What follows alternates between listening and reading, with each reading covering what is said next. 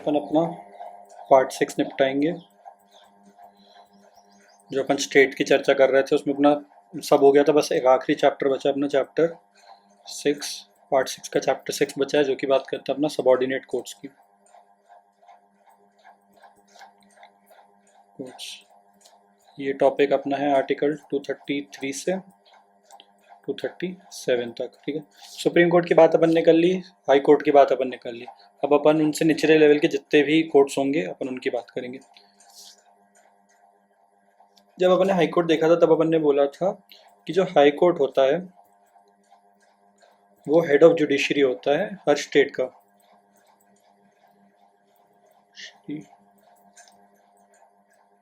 In every state है ना, हर state का अपना वो होता है, हाई कोर्ट होता है और उनके अंदर वो हेड ऑफ जुडिशरी होता है। तो इसी के अंदर हर हाई कोर्ट के अंदर सिस्टम ऑफ सबऑर्डिनेट कोर्ट्स होते हैं। बहुत सारे कोर्ट्स होते हैं अलग अलग लेवल के, और वो सारे के सारे जो कोर्ट्स होते हैं वो सब हाई कोर्ट के जुरिस्डिक्शन के अंदर आते हैं, उसके सबऑर्डिनेशन में आते हैं। उनको अपन सबऑर्डिनेट कोर्ट्स बोलते हैं और उनके प्रोविजंस अपन को इस चैप्टर के अंदर बताए गए हैं। अभी अपन देखें इनका अपॉइंटमेंट का क्या सीन है, तो वो बताया अपन को आर्टिकल 233 के अंदर, जो बात करता है अपॉइंटमेंट की। पर ये किन के अपॉइंटमेंट की बात कर रहा है? ये बात कर रहा है डिस्ट्रिक्ट जजेस की। पहले बात समझते हैं डिस्ट्रिक्ट जज किसको बोला गया है। अगर अपन बैरक पे आए जल्दी से, तो 233 में 233 में अपॉइंटमेंट की बात की है डिस्ट्रिक्ट जज की। पर इसको एक्सप्लेन कहाँ किया डिस्ट्रिक्ट जज कौन होगा, ये अपन को बताया गया है 236 के इंटरप्रिटेशन में। यहाँ पे डिस्ट्रिक्ट जज का क्या मतलब होगा, यहाँ पे इंक्लूड वर्ड यूज है, मतलब ये एक इंक्लूसिव डेफिनेशन है, यानी इतने तो हैं ही, इसके अलावा भी हो सकते हैं। तो कौन कौन होंगे तो अपन देखेंगे, तो एडिशनल डिस्ट्रिक्ट जज, जॉइंट डिस्ट्रिक्ट जज, असिस्टेंट डिस्ट्रिक्ट जज, चीफ जज of small cause court, presidency magistrate, additional magistrate, session जज, एडिशनल सेशन जज और असिस्टेंट सेशन जज। इससे अपन को पता चल रहा है कि जो सीनियर मोस्ट जजेस होते हैं, सब जो टॉप लेवल के जजेस होते हैं, उनको ही अपन डिस्ट्रिक्ट जज की कैटेगरी में डाल रहे हैं, और बाकी के जो भी जजेस होंगे उनको अपन जुडिशियल सर्विसेज के उसमें डाल रहे हैं, और उसका भी अपन अलग से देखेंगे। ठीक है, तो आर्टिकल 233 अपना सिर्फ डिस्ट्रिक्ट जजेस की बात कर रहा है, जो हायर लेवल के जजेस होते हैं। जो अपन हायर जुडिशरी एग्जाम की बात करते हैं जज बनने के लिए, वो यहाँ पे बात हो रही है एक तरह से। तो इसमें क्लॉज 1 अपन देखेंगे, तो यहाँ पे बताया है कि जो अपॉइंटमेंट होगा, पोस्टिंग होगी और प्रमोशन भी होगा। किसका यहाँ पे प्रमोशन की बात, सब ये तीनों चीज़ें किसकी, डिस्ट्रिक्ट जज की। वो कौन करेगा, वो करेगा गवर्नर। गवर्नर साहब हर स्टेट के इनकी अपॉइंटमेंट, पोस्टिंग, प्रमोशन ये सब करेंगे। पर कैसे करेंगे, खुद से तो नहीं कर सकते, इनको करना रहता है कंसल्टेशन में, consultation with the high court. High court से कंसल्ट करके डीजे के अपॉइंटमेंट, पोस्टिंग, प्रमोशन होगी। ठीक है, पर अगर तुम लोग को याद हो, अपन ने कंसल्टेशन वर्ड पे सुप्रीम कोर्ट के दौरान और हाई कोर्ट के दौरान भी अपन ने इसके डिटेल में गए थे कि कंसल्टेशन का मतलब क्या होता है, क्या इसका मतलब कंकरेंस होगा कि नहीं होगा। इसके लिए अपन ने 2-3 केसेस देखे थे। तो यहाँ पे अपन अगर केस देखें, ये वाला केस था, इसमें बताया गया था कि जो कंसल्टेशन वर्ड यूज है यहाँ पे 233 में, उसका सेम मीनिंग होगा जो अपन आर्टिकल 124, 217, 221 में देखते हैं, मतलब सुप्रीम कोर्ट के लिए और हाई कोर्ट के लिए। तो वहाँ पे कंसल्टेशन का मतलब तो इन एसेंस हो जाएगा कंकरेंस। तो जो भी हाई कोर्ट कंसल्टेशन दे रहा है गवर्नर को, उनको उसी हिसाब से एक्ट करना पड़ेगा। कंसल्टेशन जो है वो रियल और इफेक्टिव होनी चाहिए, है ना। तो इफेक्टिव बनाने के लिए क्या होना चाहिए, इंटरचेंज ऑफ व्यूज होना चाहिए between high court and state governments. तो गवर्नमेंट और कोर्ट के बीच में कन्वर्सेशन, कम्युनिकेशन प्रॉपर होना चाहिए कंसल्टेशन करने के लिए, ये बताया। फिर यहाँ पे बता दिया कि कंसल्टेशन में होना है। फिर अपन को थोड़ी एलिजिबिलिटी बताया है क्लॉज 2 के अंदर। क्या एलिजिबिलिटीज़ है किसी को डिस्ट्रिक्ट जज अपॉइंट करने के लिए, तो वहाँ पे 2 क्राइटेरिया हैं, या तो 7 years एज एडवोकेट प्रैक्टिस करते होना चाहिए, ठीक है, एंड इसके साथ साथ जो है वो रिकमेंडेड बाय हाई कोर्ट होना चाहिए, हाई कोर्ट। तो मतलब भले ही किसी का 7 years एज एडवोकेट का एक्सपीरियंस हो, अगर उसको हाई कोर्ट ने रिकमेंड नहीं किया है तो उसको गवर्नर साहब कभी भी अपॉइंट नहीं कर सकते एज अ डिस्ट्रिक्ट जज। ठीक है, डिस्ट्रिक्ट जज की बात कर रहा है अपन यहाँ पे भी। ठीक है, तो यहाँ पे दोनों होना चाहिए, एक्सपीरियंस 7 years होना चाहिए और रिकमेंडेशन भी होनी चाहिए हाई कोर्ट की। ये देखो अपन आएंगे, अगर आगे बढ़ेंगे तो एक केस हुआ था Chandramohan versus state of Uttar Pradesh का। इसमें बोला था कि जो आर्टिकल 233 के क्लॉज 2 के अंदर जो सर्विस टर्म है उसका मतलब होता है सिर्फ जुडिशियल सर्विस और नॉट अदर सर्विसेज। जो भी अलग तरह की सर्विसेज होती हैं वो सब नहीं आएगा, सिर्फ जुडिशियल सर्विस आएंगे। और ये जो प्रोविजन दिया गया है आर्टिकल 233 में वो मैंडेटरी प्रोविजन है, आप इसको साइडलाइन नहीं कर सकते किसी तरह से, डायरेक्टरी नहीं है, मैंडेटरी है ये। तो हुआ क्या था इस केस के लिए, इस केस में कुछ रूल्स बनाए गए थे जिनको स्ट्रक डाउन किया सुप्रीम कोर्ट ने। इन रूल से क्या हो रहा था, गवर्नर जो है वो अपॉइंटमेंट कर पा रहे थे विदाउट कंसल्टेशन हाई कोर्ट के, पर अपन ने देखा कि कंसल्टेशन बहुत ज़रूरी है, उसके बिना नहीं हो सकता। तो यहाँ पे कुछ अपॉइंटमेंट्स हो गए थे तो उनको स्ट्रक डाउन कर दिया। तो अब जो अपॉइंटमेंट्स हुए थे उन्होंने जो भी जजमेंट पास की, जो भी जजेस अपॉइंट हुए थे इन रूल्स के अंदर जिनको स्ट्रक डाउन किया गया, वहाँ पे कुछ जजमेंट पास हुई होंगी, कुछ ऑर्डर्स पास हुए होंगे, कुछ डिक्रीज पास हुई होंगी, कोई भी एक्शन लिया गया होगा उन जजेस द्वारा, तो उनका क्या होगा, तो उनसे बड़ी दिक्कतें आ सकती थी। तो उसके लिए क्या किया गवर्नमेंट ने, 20th कॉन्स्टिट्यूशनल अमेंडमेंट एक्ट जोड़ा गया इसके अंदर, जिससे आर्टिकल 233A आया। इसने क्या किया, ये जो जजमेंट की वजह से स्ट्रक डाउन हुआ था रूल्स, उससे जो भी अपॉइंटमेंट्स थी और उसके जो जजमेंट्स थे, डिक्रीज थी, सेंटेंसेस, ऑर्डर्स जो भी डिलीवर्ड थे कुछ डिस्ट्रिक्ट जजेस के जो इनके अंदर अपॉइंट हुए थे, उन सबको रेट्रोस्पेक्टिव वे में वैलिडेट कर दिया, मतलब बैक डेट से वैलिडेशन दे दी। तो बेसिकली कोई इफेक्ट नहीं आया इसका। ठीक है, ये समझ आया। डिस्ट्रिक्ट जज अपन सिविल के साइड बोलते हैं, सेशन जज अपन क्रिमिनल के साइड बोलते हैं। हम्म, हाँ लेवल सेम होता है दोनों का, पोस्ट जो अपन होती है वो सेम ही होती है, ग्रेड पे जो भी बोलते हैं अपन। ठीक है, ये सब इनका अपॉइंटमेंट हो गया। बट अगर बाकी लोगों का रिक्रूटमेंट करना है इनके अलावा, जो जूनियर लेवल पे अपन जाते हैं, जो सिविल जज अपन 1 बोलते हैं और judicial magistrate first class second class वो सब बोलते हैं, उनका कैसे होगा, तो उनके लिए अपने पास है आर्टिकल 234। यहाँ पे बताया है रिक्रूटमेंट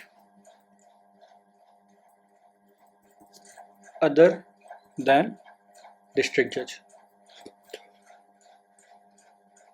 तो यहाँ पे अगर अपॉइंटमेंट करना है तो वो कैसे होगा, यहाँ पे अपॉइंटमेंट यहाँ पे भी गवर्नर साहब ही करेंगे।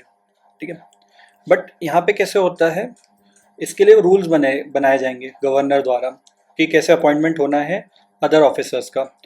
और ये जो अपॉइंटमेंट्स होगी इसमें किसकी कंसल्टेशन लगेगी, ऊपर तो अपन जब डिस्ट्रिक्ट जज का अपॉइंटमेंट कर रहे थे तब अपन सिर्फ हाई कोर्ट का ले रहे थे, तो यहाँ पे हाई कोर्ट का भी लगेगा ही लगेगा, बट इसके साथ साथ यहाँ पे जो स्टेट पब्लिक सर्विस कमीशन होती है उनका भी लगेगा इस कमीशन। ठीक है, दोनों का कंसल्टेशन लगता है तब जाके किसी दूसरे ऑफिसर को रिक्रूटमेंट हो सकता है गवर्नर द्वारा। तो प्रैक्टिकलिटी कैसे होती है, जनरली क्या होता है, state public service commission exams conduct करवाता है, फिर जो भी उसमें पास आउट होता है उन्हीं का नाम हाई कोर्ट उठा के गवर्नर साहब को दे देता है कि ये लोग एलिजिबल हैं जज बनने के लिए, तो उनको बना दिया जाता है। ये प्रैक्टिकलिटी होती है। ठीक है, ये 234 में बताया गया अपन को। आते हैं अपन आर्टिकल 235 पे, जो अपन पहले भी एक बार हल्का सा देख चुके हैं, उसी का फिर से बताया गया है कि जो सबऑर्डिनेट कोर्ट्स हैं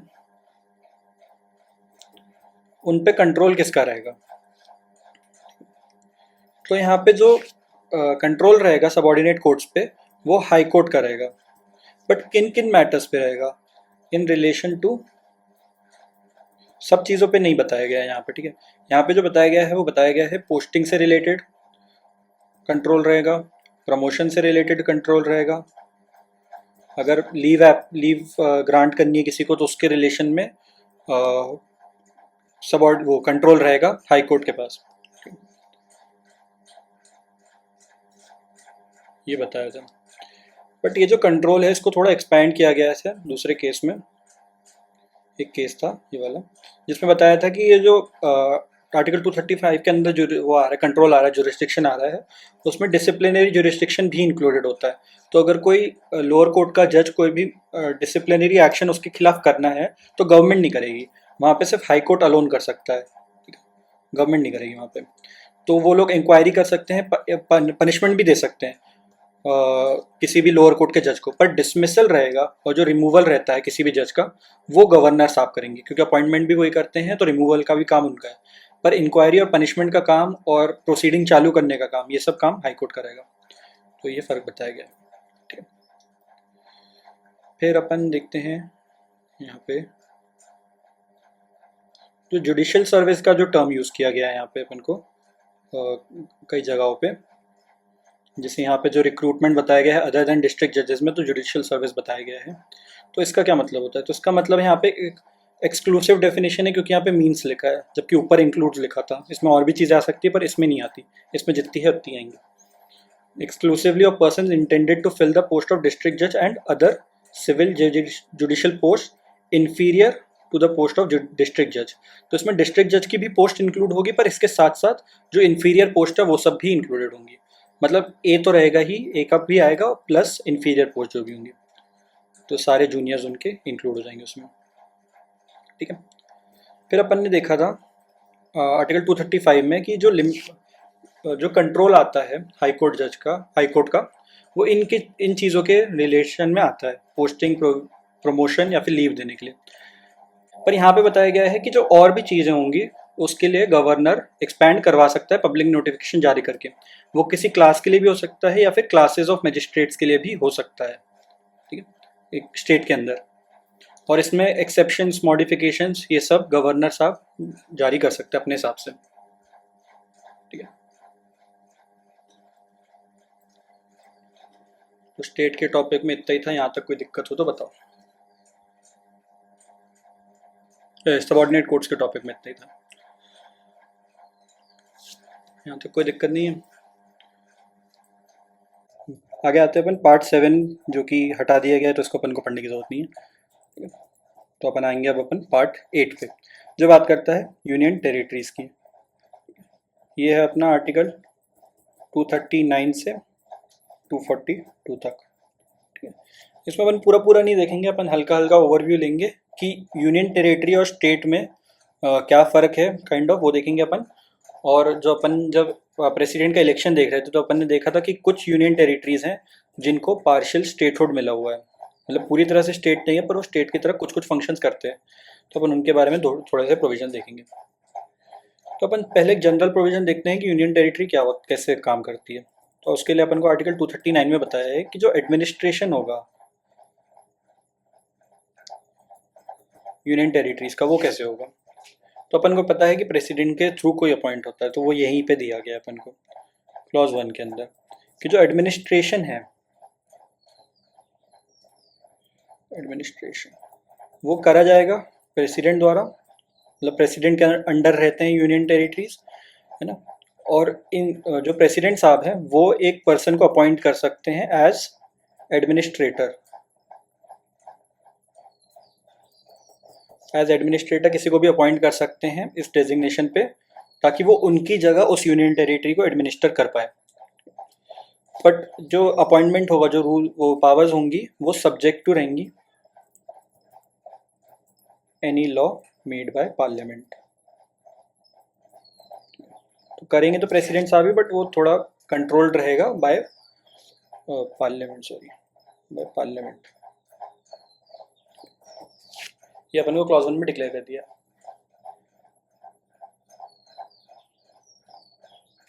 फिर अपन क्लॉज 2 देखें तो यहाँ पे पहले क्लॉज 1 में बताया कि एक इंडिविजुअल को, अलग पर्सन को एडमिनिस्ट्रेटर रखा जा सकता है। और क्लॉज 2 में बताया है कि जो प्रेसिडेंट साहब हैं वो किसी गवर्नर को अपॉइंट कर सकते हैं एज एडमिनिस्ट्रेटर।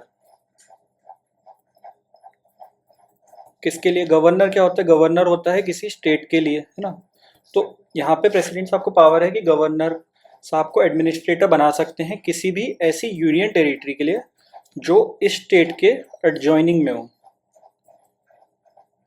एडजॉइनिंग स्टेट के किसी भी गवर्नर को यूनियन टेरिटरी का एडमिनिस्ट्रेटर बनाने की पावर दी गई है इसके अंदर। और जब गवर्नर साहब एज एडमिनिस्ट्रेटर फंक्शन करेंगे किसी भी यूनियन टेरिटरी के लिए, तब वहाँ वो इंडिपेंडेंटली काम करेंगे। ठीक है, जैसे अपन ने जब स्टेट्स का पढ़ रहे थे, जब अपन ने देखा था कि गवर्नर साहब जो होते हैं उनको एक्ट करना होता है काउंसिल ऑफ मिनिस्टर की एड एंड एडवाइस पे जनरल में। उनके थोड़े डिस्क्रिप्शन भी होते हैं बट उस पर भी अपन नहीं जाएंगे। तो जब वही गवर्नर साहब यूटी के लिए फंक्शन कर रहे हैं तब वो इंडिपेंडेंटली फंक्शन करेंगे। ठीक है, ऐसा अपन को क्लॉज 2 में पावर दी गई है प्रेसिडेंट साहब को। अब अपन देख, ये जनरल हो गया यूनियन टेरिटरी का। अब अपन देखते हैं यूनियन टेरिटरी को पार्शियल स्टेटहुड कैसे दिया गया है। वो दिया गया है आर्टिकल 239A के द्वारा। ठीक है, ये ऐड हुआ था 14th कॉन्स्टिट्यूशनल अमेंडमेंट से।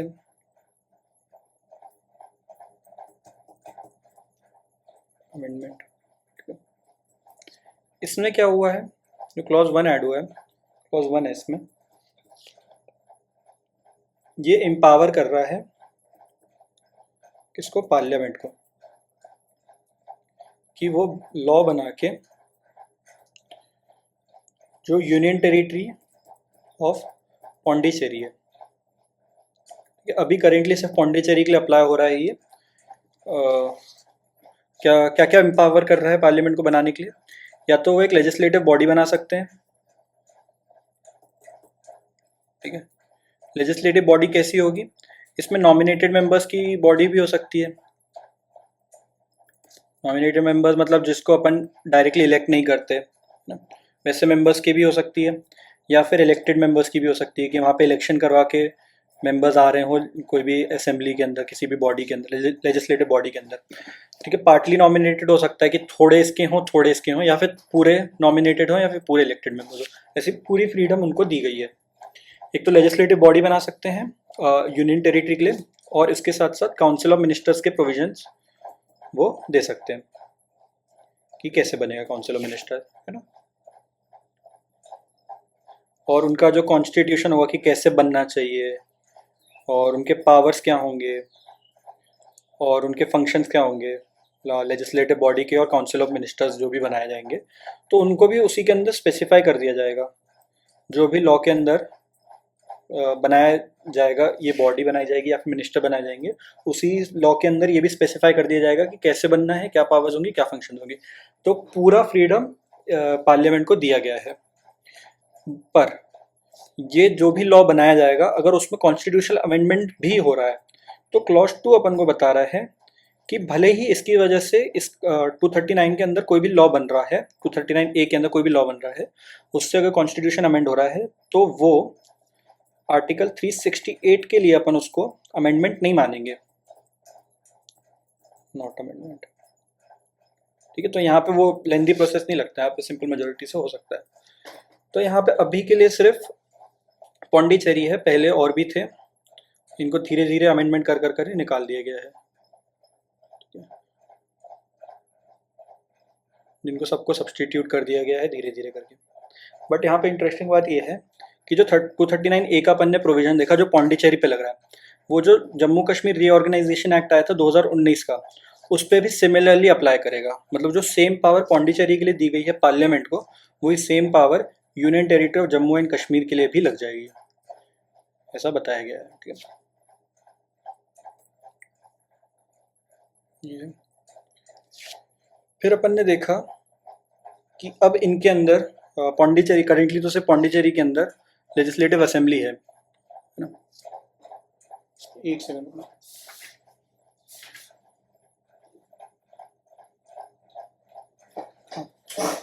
ठीक है, लेजिस्लेटिव असेंबली बन गई।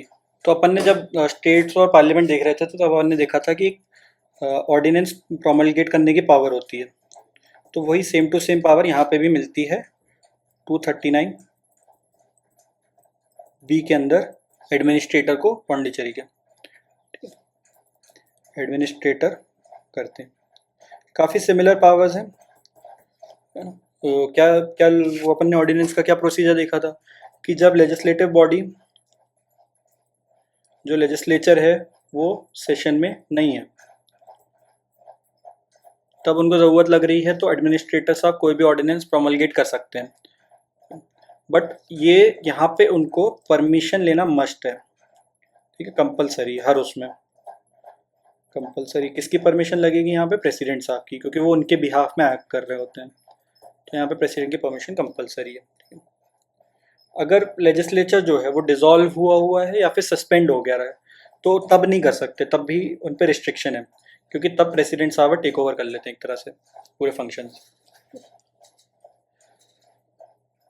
और जो भी ऑर्डिनेंस पास होता है उसकी सेम इफेक्ट होता है एज एक्ट, तो वो जो लेजिस्लेटिव बॉडी ने एक्ट पास किया होगा बिल्कुल सेम टू सेम इफेक्ट होगा। यहाँ पे भी सेम लिमिटेशन है कि 6 हफ्ते तक वो एक्टिव रहता है। 6 हफ्ते कब से?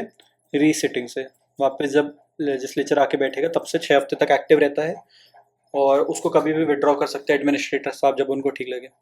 बट अगर वो ऐसा ऑर्डिनेंस है कि अगर उसको लेजिस्लेचर ने पास किया होता पौंडीचेरी के यूनियन टेरिटरी के भी, तो वो वॉइड होता, तो ऑर्डिनेंस भी अपने आप वॉइड हो जाएगा। तो बेसिकली सेम है, बट यहाँ पे थोड़ा सा फर्क क्या है कि परमिशन कंपलसरी है प्रेसिडेंट साहब की। ये ऑर्डिनेंस पावर हो गई। फिर अगर अपन आर्टिकल 240 देखें, इसमें देख लेते हैं, तो यहाँ पे पावर प्रेसिडेंट साहब को पावर दी गई है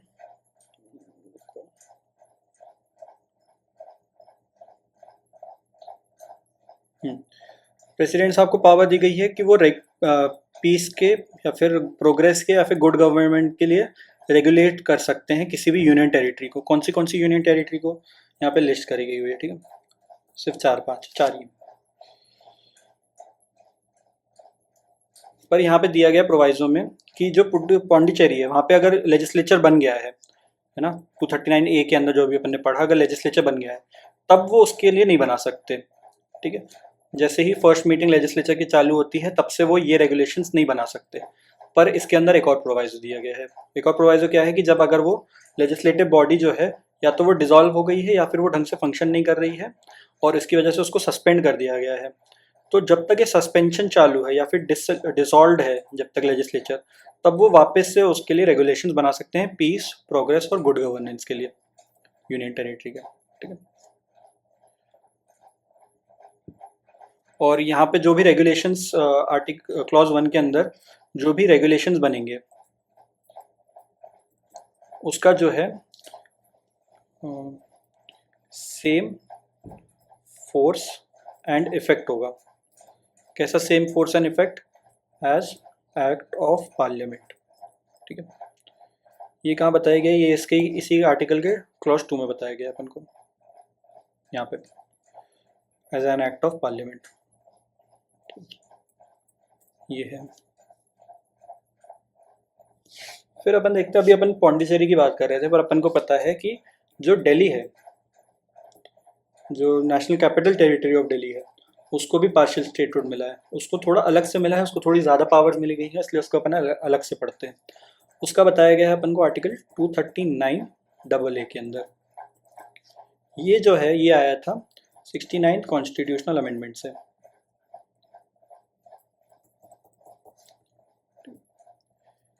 ये आया था 1991 के अंदर, 1991 में, ठीक है। तो यहाँ पे जो है डिक्लेयर किया गया है कि जो यूनियन टेरिटरी ऑफ दिल्ली है उसको बोला जाएगा national capital territory of Delhi, जिसको अपन नॉर्मल भाषा में एनसीटी दिल्ली बोल देते हैं, फिर एनसीटी भी बोल सकते हैं, ठीक है। तो यहीं पे डिक्लेयर किया गया है ये भी। यहाँ पे सिर्फ साथ साथ ये भी बताया गया है कि जो आर्टिकल 239 के अंदर एडमिनिस्ट्रेटर अपॉइंट होते हैं यूनियन टेरिटरी के लिए, उनको यहाँ पे जो डेजिग्नेशन दिया जाएगा एनसीटी दिल्ली के अंदर, वो होता है लेफ्टिनेंट गवर्नर का। लेफ्टिनेंट गवर्नर का डेजिग्नेशन दिया गया है, ऐसा बताया गया है। फिर और साथ साथ क्या बताया गया है आर्टिकल 239AA के अंदर ही कि जो लेजिस्लेटिव असेंबली होगी, लेजिस्लेटिव असेंबली बनाई जाएगी एनसीटी के लिए, तो वो कैसी बनेगी? वो बनेगी डायरेक्ट इलेक्शन से भरने के लिए, ठीक है। डायरेक्ट इलेक्शन से भरेगी और इसमें कुछ कुछ रिजर्वेशंस भी बताए हैं अलग अलग तरह के, वो अगर एक बार आर्टिकल पढ़ लोगे तो समझ आ जाएगा, इसको कुछ समझाने का नहीं है, बस एक बार दिखा दे रहा हूँ फट से।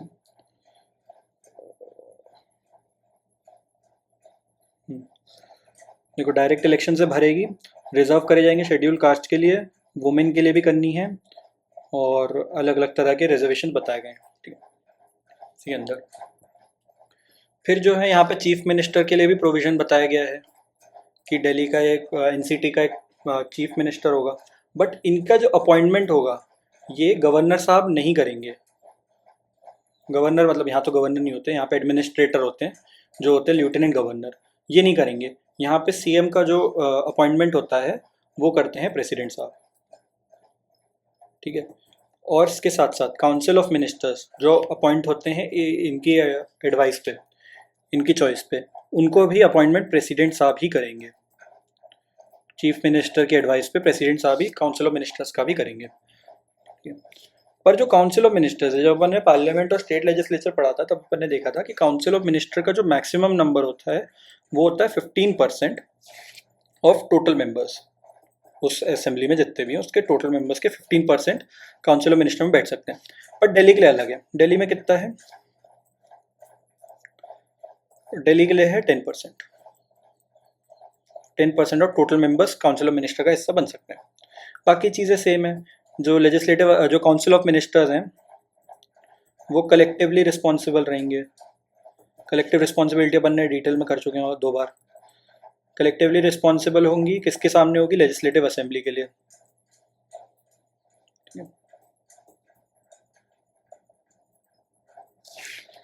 फिर इन लोग की थोड़ी पावर भी रिस्ट्रिक्ट करी गई है असेंबली की। जब अपन ने लॉ बनाने की पावर्स देखी थी दोनों की, पार्लियामेंट का अपन ने देखा था जहाँ तक एग्जीक्यूटिव पावर आती है, लेजिस्लेचर स्टेट लेजिस्लेचर का अपन ने देखा था जहाँ तक स्टेट लेजिस्लेटिव पावर आती है। बट जो यहाँ पे पावर दी गई है एनसीटी दिल्ली को, उसमें क्या है, वो लॉ बना सकता है 2 सब्जेक्ट पे, स्टेट लिस्ट पे और कॉन्करेंट लिस्ट दोनों पे, ठीक है। ये तो कॉमन है, सेम है, स्टेट की तरह ही है। बट यहाँ पे थोड़े रिस्ट्रिक्शन है स्टेट लिस्ट के अंदर।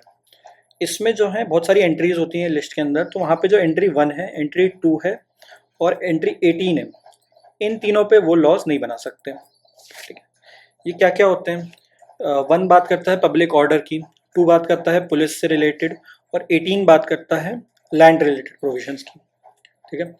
इन पे एनसीटी लॉज नहीं बना सकता। इनके साथ साथ इसी लिस्ट में 60 स्टेट लिस्ट के अंदर ही 64, 65 एंड 66 पे भी लॉज नहीं बना सकता, पर जब ये इनसे रिलेट कर रहे हो 1, 2 एंड 18 से, ठीक है। यहाँ पे पनिशमेंट के कुछ प्रोविजंस और अलग अलग तरह की बातें करी गई हैं। तो अगर इनसे रिलेटेड प्रोविजन है इनके अंदर 64, 65, 66 के अंदर, तब भी एनसीटी यहाँ पे लॉज नहीं बना सकता, ये डिक्लेयर किया गया है, ठीक है। अब इतनी पावर दी गई है तो इसको रिस्ट्रिक्ट करने के भी थोड़े तरीके बताने पड़ेंगे, तो वो बताए गए हैं अपन को आर्टिकल 239 ए बी के अंदर। यहाँ पे बताया है कि जब कॉन्स्टिट्यूशनल मशीनरी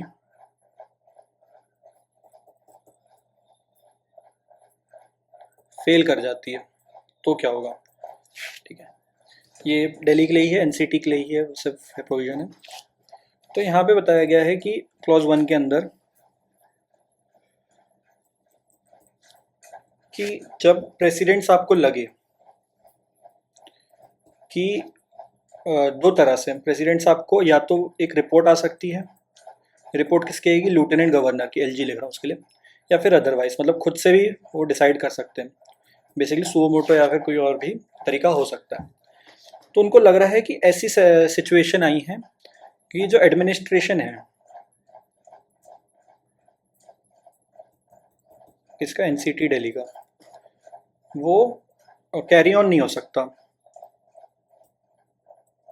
के नॉट, कैसे, in accordance with provisions of article 239 double A, जो अभी अपन ने देखा 239 डबल ए में जितने भी प्रोविजन दी, जो भी प्रोविजन दिए गए हैं उसके अकॉर्डिंग या तो वो नहीं चल पा रहा है, या फिर कोई भी अगर लॉ बनाया गया है made under article 239 double A, ठीक है, या तो कॉन्स्टिट्यूशन के प्रोविजंस जो इसके अंदर दिए गए उस पर ही नहीं हो रहा है, या फिर अगर इसके अंदर कोई लॉ बनाया गया है उसके अकॉर्डिंग नहीं चल पा रहा है, या फिर उसके अलावा अगर प्रॉपर एडमिनिस्ट्रेशन के लिए ज़रूरी लग रहा है, दिल्ली के प्रॉपर एडमिनिस्ट्रेशन के लिए उनको ज़रूरी लग रहा है, तो वो क्या कर सकते हैं, प्रेसिडेंट साहब के पास पावर आ जाती है कि वो सस्पेंड कर सकते हैं। किसको सस्पेंड करेंगे, यहाँ पे वो सस्पेंड करेंगे operation of any provision of article 239AA। तो आर्टिकल 239AA के अंदर जितने भी प्रोविजन है उनमें से कोई भी पिक एंड चूज करके उसका ऑपरेशन सस्पेंड कर सकते हैं, या फिर ऑल मतलब सारे के सारे प्रोविजन, पूरा आर्टिकल 239A को ही सस्पेंड कर सकते हैं वो, चाहे तो उनको जैसी सिचुएशन सही लगेगी वैसा कर सकते हैं, या फिर एनी लॉ जो उसके अंदर बनाया गया है मेड अंडर आर्टिकल 239AA। ठीक है, तो उन इसके आर्टिकल के प्रोविजन जो अपन ने देखे उनमें से कोई भी को सस्पेंड कर सकते हैं, सारे प्रोविजन को सस्पेंड कर सकते हैं, या फिर कोई भी लॉ अगर उसके अंदर बनाया गया है तो उसको भी सस्पेंड कर सकते हैं। ठीक है,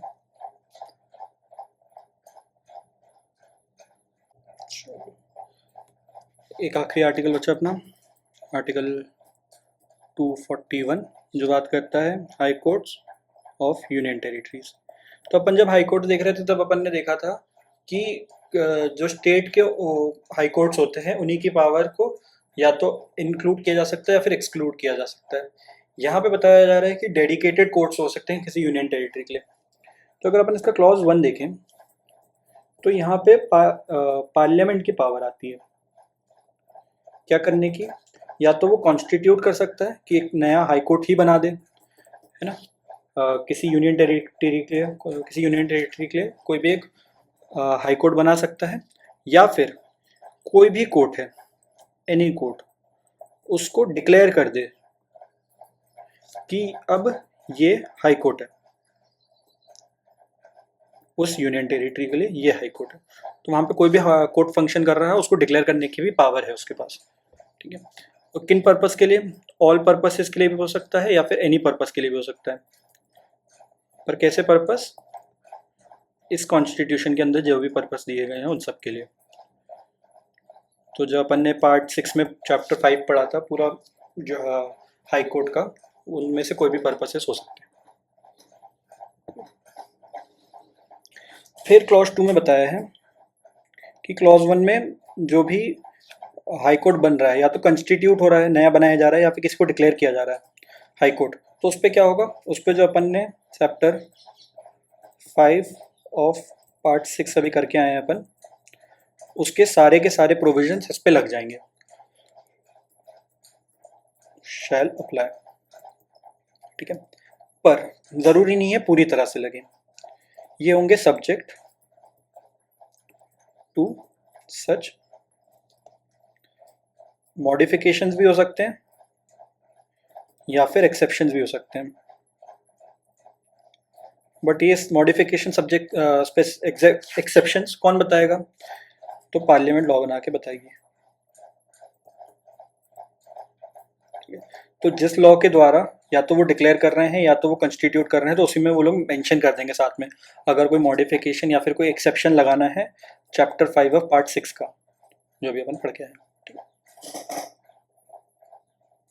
पर अपन ने जब पढ़ा था कि हाई कोर्ट की पावर को इंक्लूड और एक्सक्लूड किया जा सकता है कोई स्टेट के हाई कोर्ट का इनटू यूनियन टेरिटरी, तो क्लॉज 4 वहाँ पे थोड़ा सा क्लैरिफिकेशन अपन को दे रहा है कि ये जो आर्टिकल अभी अपन पढ़ रहे हैं आर्टिकल 241,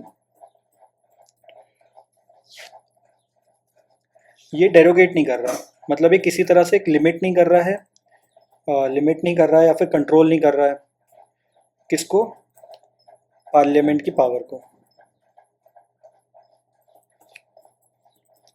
पर कौन सी पार्लियामेंट की पावर, वही किसी एक्सटेंड करने की या फिर एक्सक्लूड करने की, jurisdiction of any high court of state into union territory। तो वो भी कर सकते हैं, ये भी कर सकते हैं, दोनों ऑप्शन उनको दे दिया गया है। ठीक है, ये क्लॉज 4 के अंदर बताया। आज के लिए बस इतना ही, और कोई दिक्कत हो तो बताओ।